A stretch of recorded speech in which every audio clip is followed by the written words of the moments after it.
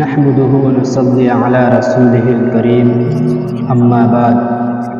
میرے محترم بزرگوں، دوستوں اور عزیز ساتھیوں، آج کے اس پرفتن دور میں، آج کے اس نازک دور میں ہمیں بہت ساری برائیاں، بہت سارے خرافات دیکھنے کو مل رہی ہیں۔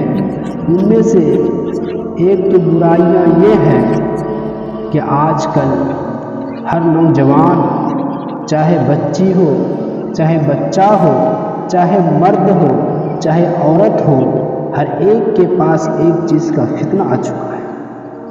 وہ فتنہ ہے کیا؟ وہ فتنہ ہے موبائل۔ ہر گھر میں، ہر محلے میں، ہر علاقے میں، ہر شعبے میں اتنا موبائل آ چکا ہے کہ کسی کو ضرورت نہیں پڑتی ہے کسی کے موبائل کو چیک کرنے، کسی سے موبائل مانگنے کا۔ ہر گھر میں موبائل، ایک دو نہیں، 5 5 10 موبائل ہے۔ میرے عزیز دوستوں، آج کل ہمارے اولادیں، ہماری بہنیں، ہمارے بھائی بگڑ رہے ہیں۔ اس وجہ سے بگڑ رہے ہیں کہ ان کے گھر والوں نے کبھی نہیں روکا، کبھی نہیں ٹوکا، کبھی کچھ نہیں کیا، جب جیسی چاہے زندگی گزارنی شروع کر دی۔ اور گھر والوں نے بھی کچھ نہیں کہا کہ آخر کار تم کس راستے میں جا رہے ہو، یہ راستہ غلط ہے، اس راستے میں مت جاؤ، یہ راستہ اختیار نہ کرو۔ ماں باپ نے کبھی نہیں ٹوکا، بھائی نے کبھی نہیں ٹوکا، اور وہ راہ اختیار کرنے لگا۔ میرے عزیز دوستوں، غلطی ان کی بھی نہیں ہے، غلطی ماں باپ کی ہے کہ ماں باپ ہی صحیح راستے میں نہیں ہے تو بچے کہاں سے صحیح راستے میں؟ میرے عزیز دوستوں، آج کے دور میں اتنا فتنہ، اتنا گناہ انسان کرتا ہے جس کا کوئی انسان اندازہ نہیں لگایا جا سکتا۔ میرے عزیز دوستوں، آج کا موبائل کا فتنہ اتنا عام ہو چکا ہے کہ بچے ایک طرف موبائل دیکھ رہے ہیں، بچیاں ایک طرف بیٹھ کر موبائل دیکھ رہی ہیں، لڑکیاں ایک سائڈ میں بیٹھ کر موبائل دیکھ رہی ہیں، ماں باپ ایک طرف بیٹھ کر موبائل دیکھ رہی ہے۔ کسی کو پوچھنے والا نہیں ہے، کسی کو جھانکنے والا نہیں ہے۔ میرے عزیزوں، ابھی بھی وقت ہے کہ اپنے بچوں کو سدھارو، اپنے بچوں کو اپنے مٹھی میں رکھنے کی کوشش کرو اور ان کو گھر سے باہر ایسی چیزوں سے پرہیز کرنے کو کہو جو کہ خرافات کا ذریعہ ہے، جو کہ انسانوں کو تباہی کا ذریعہ ہے، جو کہ انسانوں کو غلط راستے دکھانے کا ذریعہ ہے۔ میرے عزیز دوستو، ایک وقت تھا کہ جب بچیاں روتی تھیں، بچے روتے تھے تو ماں باپ اس کو کھلونا لا کر دیتے تھے، یہ بچوں لو اور اس کھلونوں سے کھیلو، اور بچیاں تک خوش ہو جاتی تھی اور اس کو لے کر کھیلتے تھے۔ لیکن آج کے دور میں، آج کے اس نازک دور میں بچے جب روتی ہیں، بچیاں جب روتی ہیں تو اس کو کھیلنے کے سامان تو نہیں دیتا ہے، لیکن ایسا فتنہ دیتا ہے، ایک ایسا بگڑنے کا آلہ دیتا ہے جو کہ انسان بگڑ ہی جاتا ہے۔ اور بچیاں روتی ہے تو اس کو ایک موبائل فون گفٹ کرتا ہے اور اس کو دیکھنے کے لیے وہ ہمیشہ کے لیے اس کو دے دیتا ہے تاکہ بچے کے رونے سے ہمیں چھٹکارا مل جائے، اور بچے کو شروع سے ہی موبائل کا عادی بنا دیتا ہے، موبائل کا عادی بنا دیتا ہے اور گناہوں کے راستے میں ڈھکیل دیتا ہے۔ میرے عزیز دوستو، ایسا کرنا ہمارے لیے مہلک ہے، ہمارے آخرت برباد ہونے کا ذریعہ ہے۔ ایک وقت تھا کہ مسلمان کو روب دبدبہ اتنا عام ہو چکا تھا کہ مسلمانوں کا نام سنتے ہی انسان دہشت میں آ جاتا تھا۔ آج کا دور ایسا آ چکا ہے کہ مسلمانوں کے نام سن کر انسان کو کچھ خوف نہیں آتا، بلکہ حیرت اس بات کا ہوتا ہے کہ مسلمان کہاں پر تھا اور کہاں پر آ گرا ہے۔ میرے عزیز دوستو، ابھی بھی وقت ہے ہم اپنے بچوں کو ایک مضبوط راہ میں ڈھکیلیں، ایک مضبوط کڑی بنائیں۔ میرے عزیزوں، موبائل سے بہت ساری خرابیاں انسانوں کے اندر میں لاحق ہوتی ہے اور جسم کے اندر بہت ساری بیماریاں پیدا ہوتی ہے۔ موبائل سے انسانوں کی آنکھوں کی بینائی کمزور ہو جاتی ہے اور انسان بڑھاپے کی عمر میں جلدی آ جاتا ہے۔ میرے عزیز دوستو، بہت سارے بیماریاں ایسی ہوتی ہے کہ ڈاکٹر بھی حیران ہو جاتا ہے کہ یہ اس کے اندر یہ بیماری پیدا ہوئی تو ہوئی کیسے۔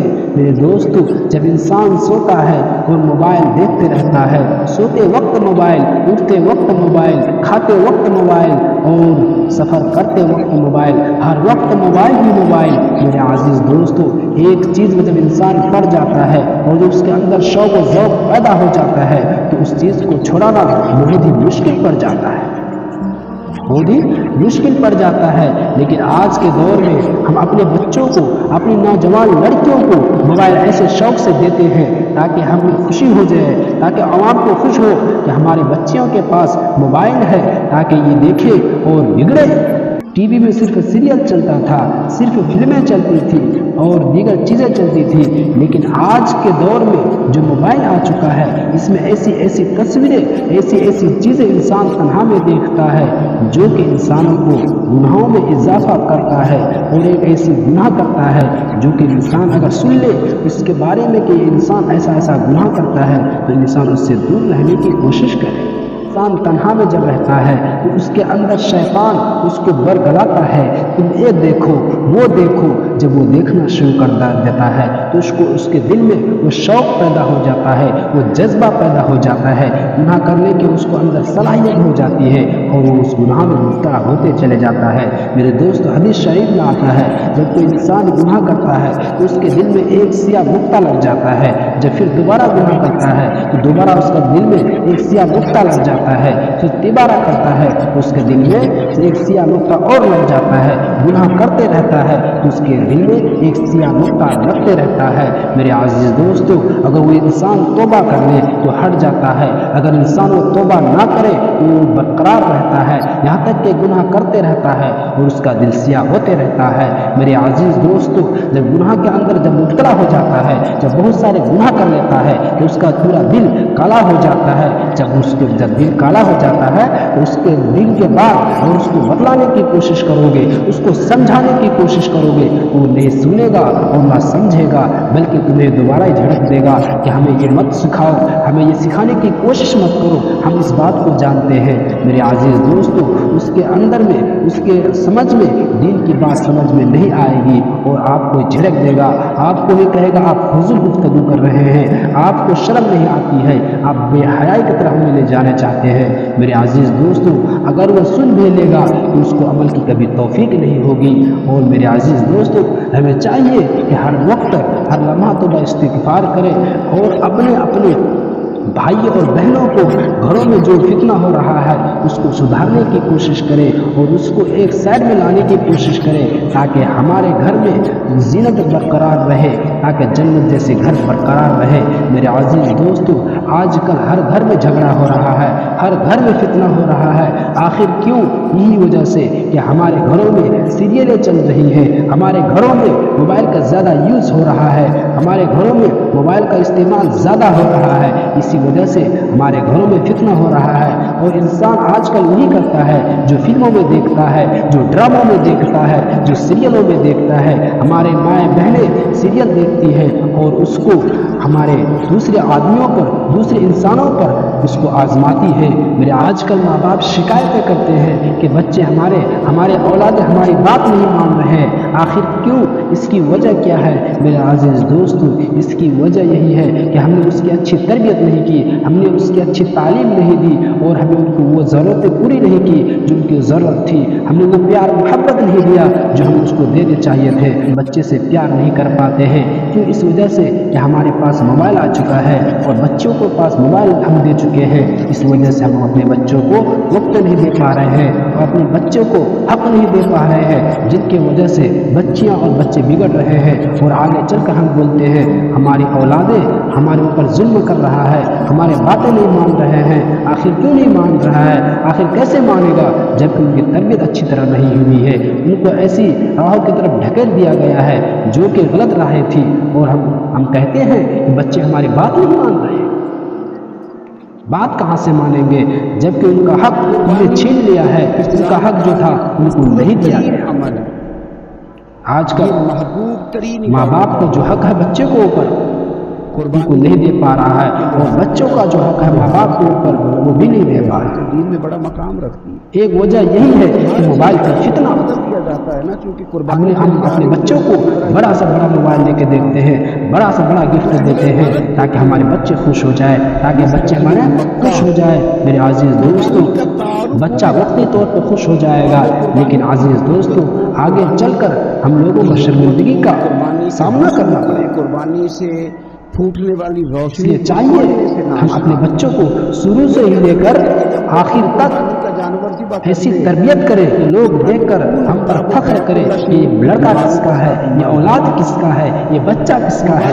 जानवर का हम लोगों पर फख्र करें, ऐसी औलाद पैदा करें। मेरे अजीज दोस्तों, आप तारीख उठा कर देखिए और किताबों का मुताला कीजिए कि ऐसी ऐसी इंसान इस दुनिया से गुजर चुके हैं, ऐसे ऐसे बुजुर्ग गुजर चुके हैं जो कि माँ बाप की वजह से ही ऊपर गए हैं, माँ बाप की वजह से ऊपर गए हैं। जो माँ बाप अगर बच्चों का तरबियत अच्छी करेगा, इंशाअल्लाह एक दिन ऐसा वक्त आएगा कि वो बच्चा माँ बाप का नाम रोशन करेगा। दिमाग के दरीचे खोल जाते हैं। लेकिन मेरे अजीज दोस्तों, आजकल हमारे पास टाइम ही नहीं है। इंसान को कुछ बोलो, अब आपका बच्चा बिगड़ रहा है, आपका बच्चा गलत राहों की तरफ जा रहा है, कुछ कहो, उनको कुछ समझाओ, लेकिन मेरी बात कहता है कि हमारे पास टाइम ही कहाँ है। उसको तो समझने की अकल है, तो समझता ही नहीं है, तो मैं क्या कर सकता हूँ?